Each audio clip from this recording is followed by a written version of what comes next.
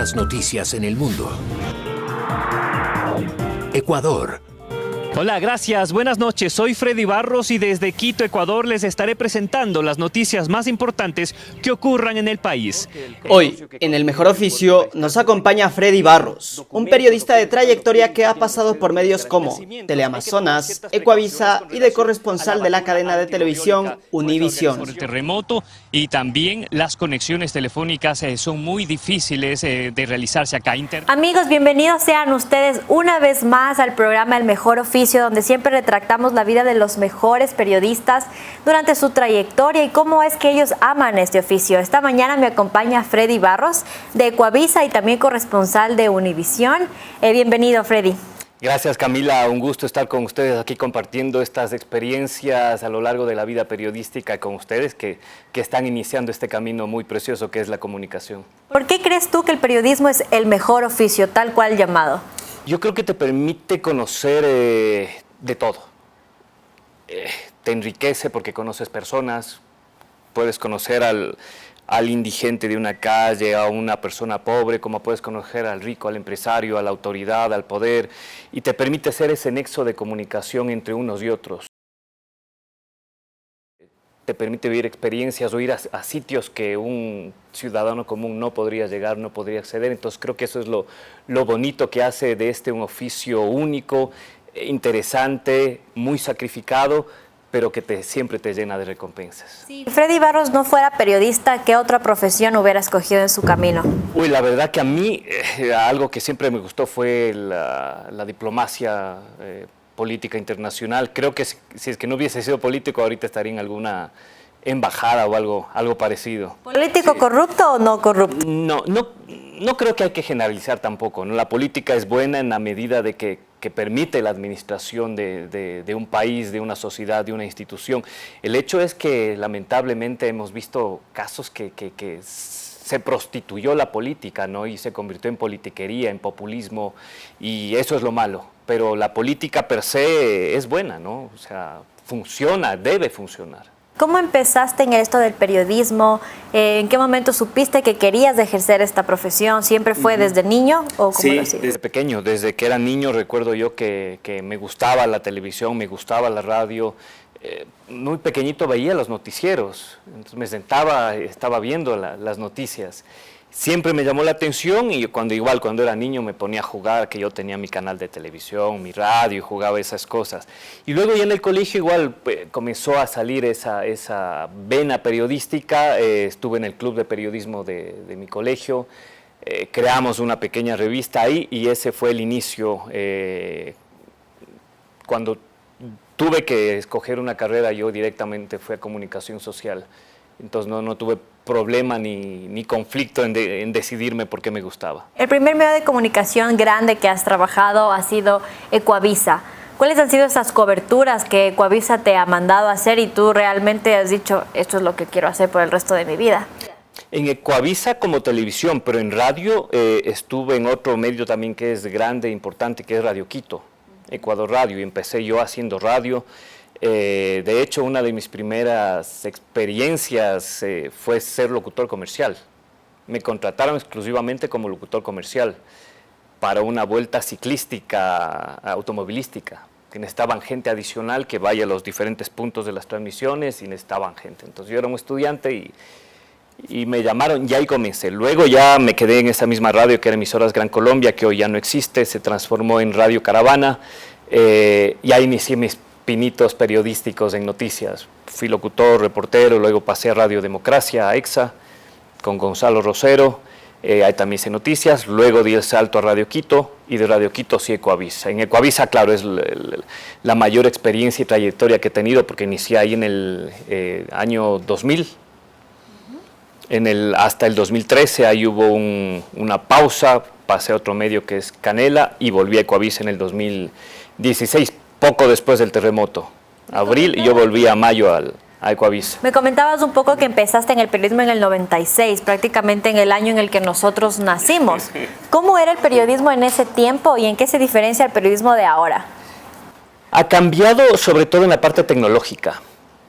en esa época comenzaron a aparecer los teléfonos celulares, pero antes tenías que ir con una gran grabadora, con cinta, con cassettes para grabar las intervenciones, y por lo regular tenías que llamar desde un teléfono fijo, que ya casi no existen, al medio para hacer la transmisión. ¿Cómo era? Cuéntame una de esas anécdotas que tú realmente te hayas vuelto loco buscando cómo comunicarte con el medio. Claro, a veces los teléfonos en las salas de prensa estaban todos ocupados, entonces tenías que buscar como sea una línea telefónica para comunicarte, entonces tenías que ir a la tienda de la esquina, si estabas tú muy de apuro hasta la vecina, véanos, soy de radio, ayúdeme con una llamada, 1 minuto, no le quito más su tiempo. Entonces era muy interesante porque a la vez que te ataba a una línea fija de teléfono, pero también te hacía que seas muy ingenioso para poder conseguir y transmitir la noticia. Nosotros usábamos en ese tiempo unos que llamábamos lagartos, que era un cable que le conectabas a los audífonos, salida de audífonos de tu grabadora, y le conectabas directamente a la línea telefónica. Eso te generaba que la señal de la grabación salga nítida y no con el sonido telefónico como es pegarle a la bocina del teléfono. Entonces eran experiencias muy interesantes. En esa época igual se grababa las notas, los reportajes en cintas de carrete abierto, unas cosas grandes con unas máquinas de este tamaño en las que tenías que grabar. Entonces eso era muy interesante. Luego igual pasé yo la transición ya a la época digital, comenzaron a salir discos digitales, se llamaban DAT, que eran unas cosas como cassettes pequeños pero ya digitales, y luego sigue la grabación netamente digital, que nos ha ayudado, los teléfonos celulares, que es una gran maravilla, al menos para los comunicadores. Creo que es una herramienta fantástica, fabulosa, que nos permite transmitir y estar en cualquier momento y en cualquier lugar trabajando, ¿no? Creo que la vida de los periodistas ha tenido 3 hitos que han marcado crucialmente al Ecuador, que ha sido el 30S, el terremoto de Manabí y la muerte de los 3 periodistas del Comercio. ¿Dónde estuvo Freddy Barros en ese momento? A ver, yo estuve en el 30S en Ecuavisa. Casualmente yo tenía pocos días de haber asumido la dirección del informativo. Por esas cosas de la vida, aquí en Quito no habían otros directores y asumí yo la dirección en esos momentos.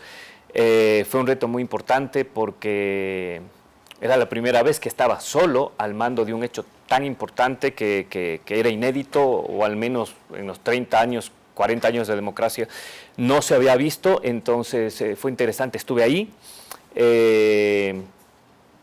Recuerdo que una de las disposiciones que les di a todos los equipos periodísticos de reporteros era que no quería políticos hablando ese día. ¿Por qué? Porque teníamos internamente muchas llamadas de gente interesada en sembrar caos, en llamados a desestabilizar la democracia, en llamados a que esto se convierta en una cosa más grande de lo que no era, que era una protesta policial con malestar en las Fuerzas Armadas. Entonces, di esa disposición y recuerdo que ese día ningún político habló en los noticieros, en las transmisiones en vivo. Recuerdo que al mayor Araujo, una de nuestras reporteras, le entrevistó, pero esa grabación nunca salió al aire, se quedó en interno, porque había el riesgo de que esta cosa se pueda salir de las manos, ¿no? Entonces nosotros manejamos con mucho tino la información, apegándonos lo más posible a describir los hechos que estaban pasando, una cosa netamente fáctica de hechos, para evitar que haya malas interpretaciones. De hecho, creo que el gobierno fue uno de los medios a los que no nos acusó de nada en el 30S, ni de golpistas, ni de nada, pero eso nos sirvió mucho, nos dejó una lección de estar preparados. Algunos se preguntaban esos días cómo es que los canales sabían que iba a haber un levantamiento policial y tenían sus microondas instaladas ahí. Claro, los que trabajamos en televisión sabemos que tenemos equipos disponibles para, en caso de una urgencia, movilizarlos inmediatamente. Ecuavisa tiene en la mañana 3 reporteros que ingresan a las 5 de la mañana, y equipo de producción que ingresa a las 4 de la mañana, equipos de transmisión que están desde temprano en el canal. Entonces, para nosotros era muy fácil movilizarlo a un punto.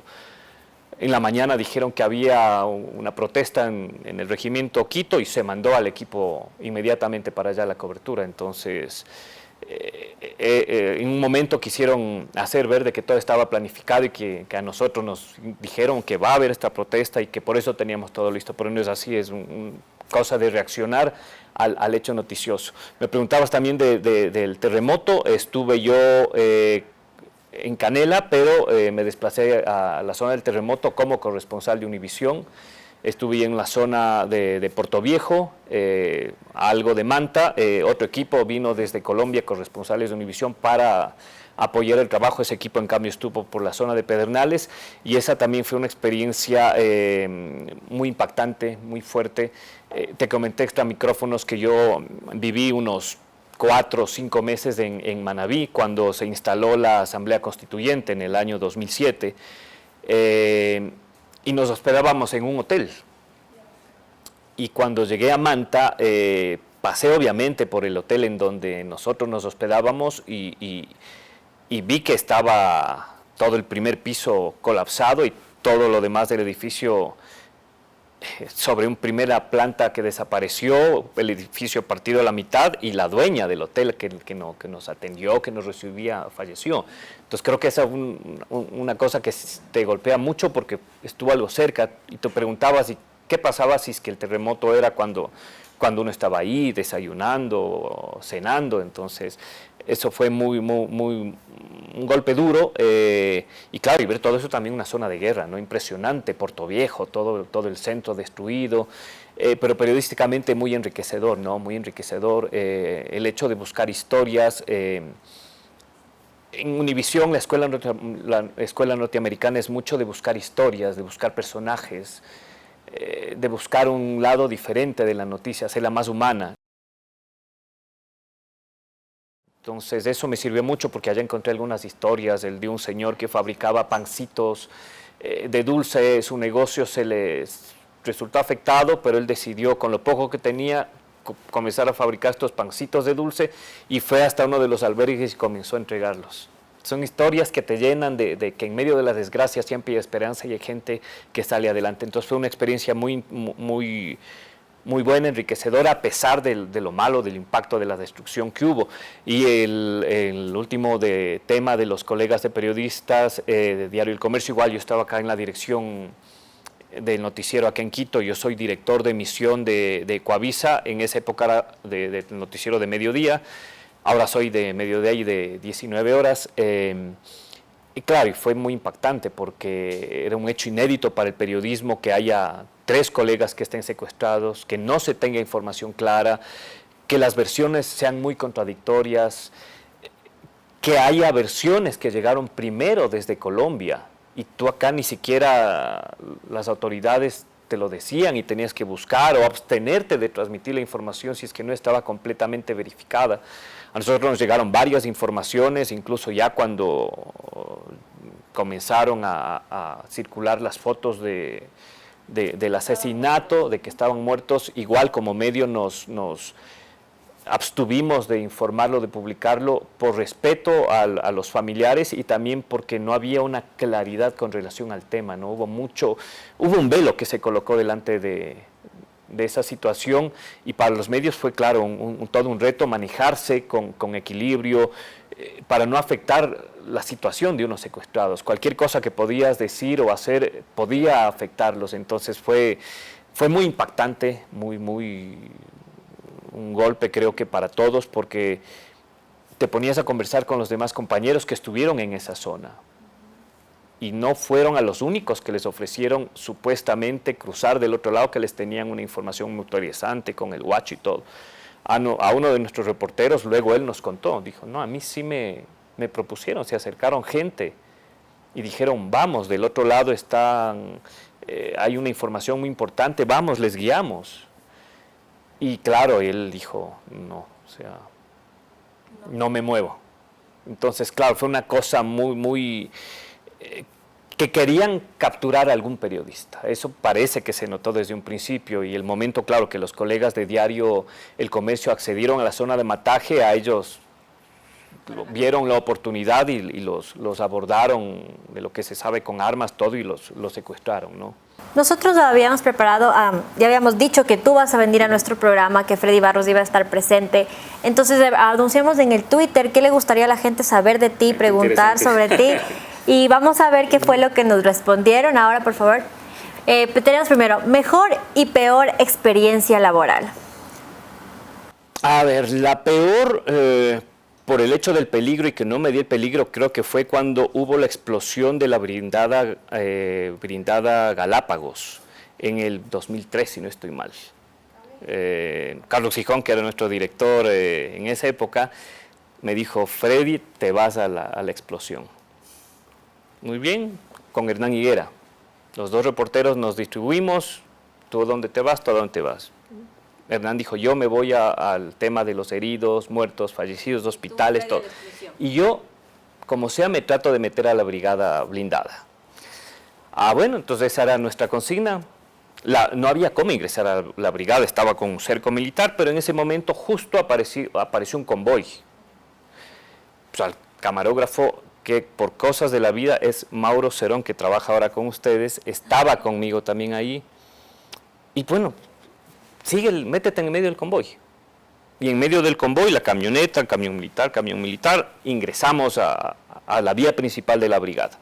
Nos quedamos ahí, yo dije, ¿nos sacarán, no nos sacarán? No nos sacaron, había casi nula presencia militar en esa zona porque fueron evacuados debido a la gran explosión que hubo.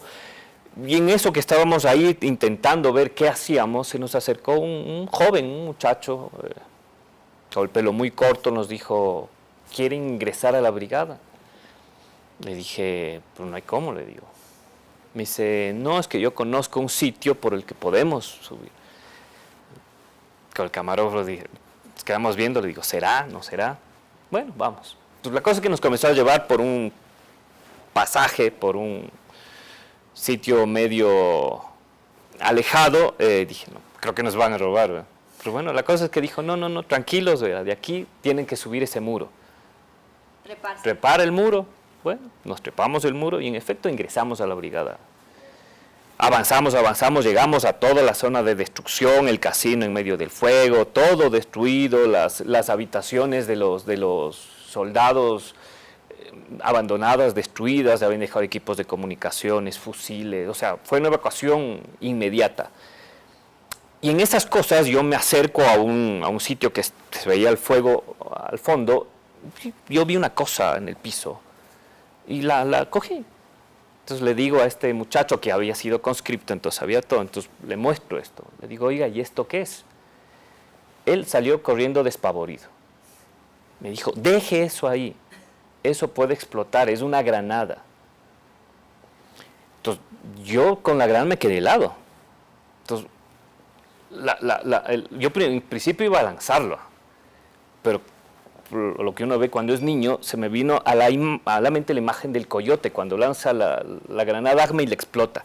Entonces dije: no, si lanzo me va a explotar como el coyote. Cogí esa cosa, la dejé lo más delicadamente posible en el piso y salimos de esa zona, pues.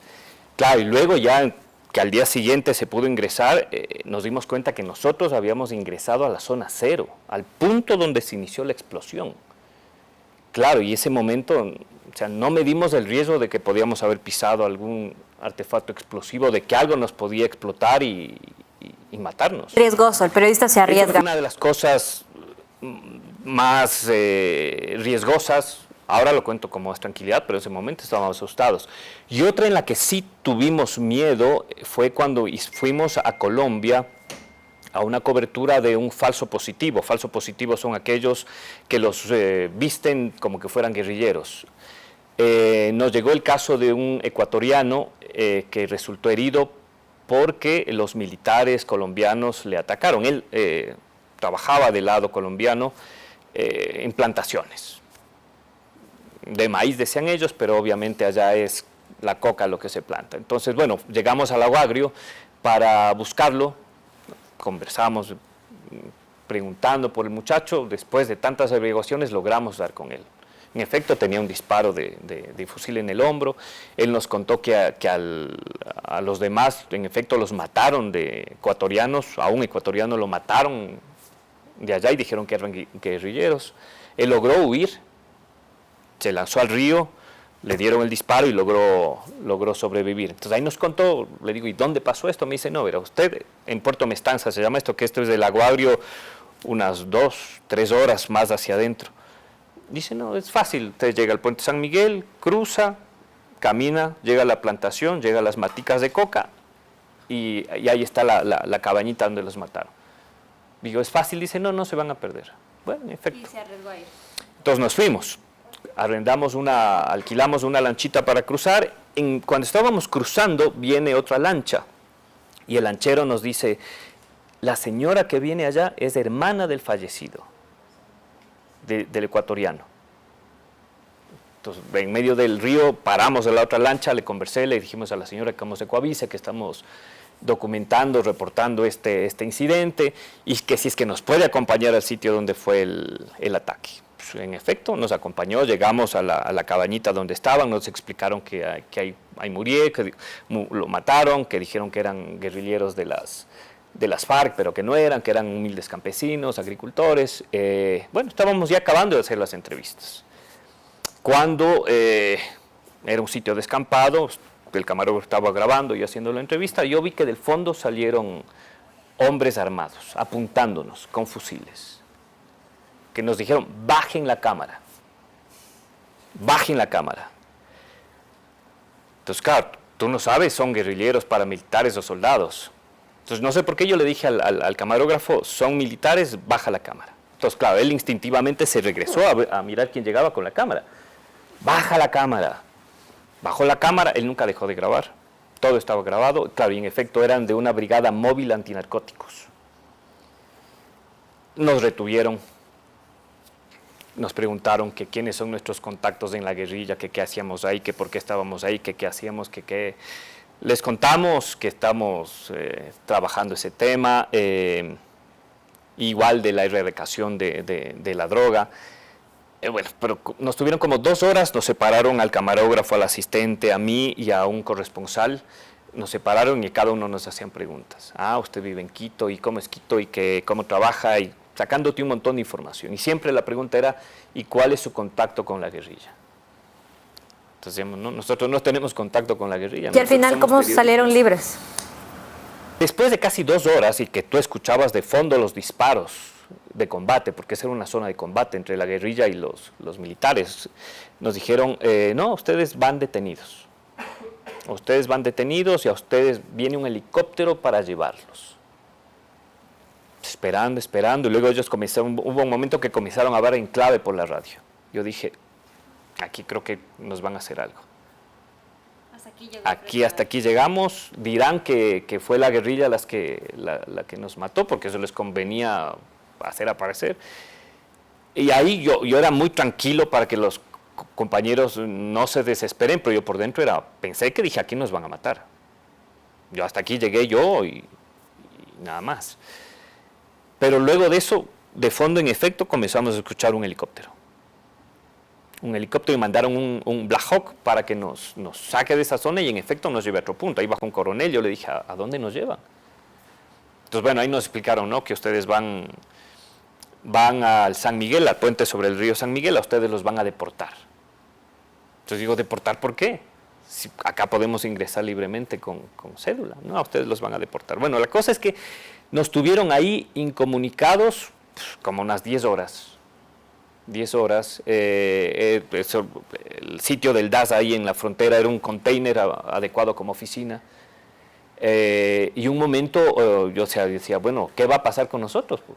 Dice, no, a ustedes les podemos retener por 48 horas. Le digo, pero tenemos derecho a una llamada. Y entonces, sí, dice, sí, si pueden hacerla, háganla. Bueno, obviamente celulares en medio de esa zona que es selvática no había. Salimos de ese contenedor, yo intentaba buscar un sitio donde llamar para comunicarnos, porque esas cosas de la vida, saco el teléfono para ver un número telefónico y sale la señal del teléfono de Ecuador.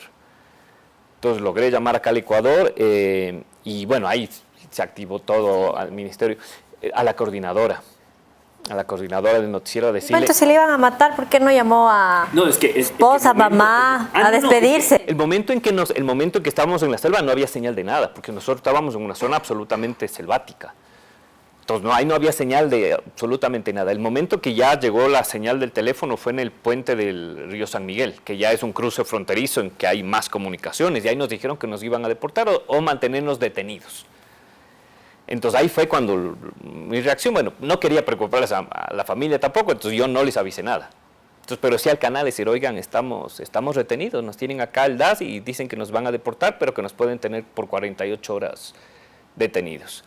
Bueno, ahí acá en Ecuador ya se activaron en el canal el director, Alfonso Espinosa de los Monteros, Carlos Vera, y comenzaron a llamar al Ministerio de Defensa, Cancillería, y ahí lograron que a nosotros nos liberen rápido, porque íbamos en efecto a quedarnos ahí, pero lograron que nos liberen casi a la medianoche. Y bueno, nos prohibieron de entrar 5 años a Colombia por deportación, y esa fue la experiencia más preocupante y más riesgosa que he estado. Bueno, y otros de riesgo también, erupciones volcánicas en el... Todo lo que un periodista tiene que pasar para realmente llevar esa información a través de una pantalla. Riesgo, claro, mientras toda la gente huye de alguna zona, el periodista va en sentido contrario y va hacia allá. Entonces ese es el riesgo y lo que te decía yo también, lo bonito de la profesión, ¿no? Estás ahí luego con la adrenalina, a veces no te das cuenta del peligro al que te sometes.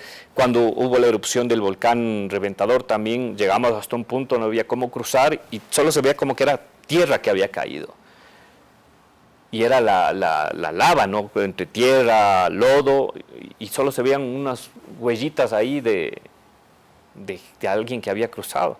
Para finalizar, ¿cómo crea Freddy el contacto con Univisión? ¿Cómo te vuelves corresponsal de Univisión? ¿Cuáles son esos requisitos que un periodista debe tener para realmente ser un corresponsal de un medio de comunicación masivo y muy influyente en Estados Unidos? Fue por contactos personales, recomendaciones. Entonces yo entré en contacto, les envié algunas pruebas. Por suerte hay de hecho allá una ecuatoriana que era una de las productoras, o es una de las productoras, entonces que decía, tú trabajas en Ecuavisa, yo también trabajé en Ecuavisa, yo sé cómo trabajan ahí. Entonces tuvo esa relación de cercanía que fue lo que ayudó. Luego, claro, yo fui a Miami para conversar luego con los directivos, hacer contactos, y bueno, estoy desde ahí desde el 2013. Hasta la actualidad, sí, yo soy corresponsal del noticiero nacional de Univisión, porque hay también cadenas locales que tienen algún contacto con algún otro reportero, pero yo soy el corresponsal nacional de Univisión acá en el Ecuador. También ha sido una experiencia muy interesante, muy enriquecedora. Claro, es un medio muy grande, que tiene mucho respaldo. En el terremoto, por ejemplo, me dijeron, ¿sabes qué? Coge avión, ándate. De la transmisión no te preocupes, la productora desde Miami. Yo me encargo de contratarte un camión de satélite y se irá donde tú le digas. Mientras tú estás viajando, yo ya te tendré el camión ahí. Y en efecto, o sea, yo llegué a Puerto Viejo, me llamaron del camión satelital, es decir, ¿en dónde me ubico? Estamos a tus órdenes. Entonces, claro, un medio grande tiene más posibilidades y más contactos. Muchísimas gracias, Freddy, por acompañarnos en este programa. Hemos demostrado con todas tus vivencias, experiencias y todo eso que nos cuentas que realmente el periodismo es del mejor oficio y que todos los que estamos aquí comenzando nos estamos preparando para hacer uno de estos.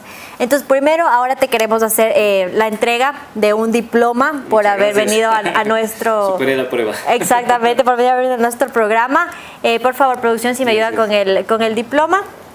Muchas gracias. Así es, en el diploma dice perfectamente, estamos explicando que gracias por ejercer este oficio tan lindo que nos enriquece. Freddy Barros, al periodista. Sí, y también te vamos a colocar una foto que nos gustaría que nos regales un mensaje, una foto para nosotros que lo vamos a colocar en el muro del mejor oficio, que realmente ha sido gratificante para nosotros tenerte aquí. Sí, como les decía, esta es una profesión muy interesante, muy sacrificada. A veces tienes recompensas buenas, experiencias malas, pero todo te sirve como ser humano y es una experiencia realmente muy enriquecedora. Muchas gracias, amigos televidentes. Estaremos en una próxima ocasión con otro invitado especial, otro periodista aquí en El Mejor Oficio.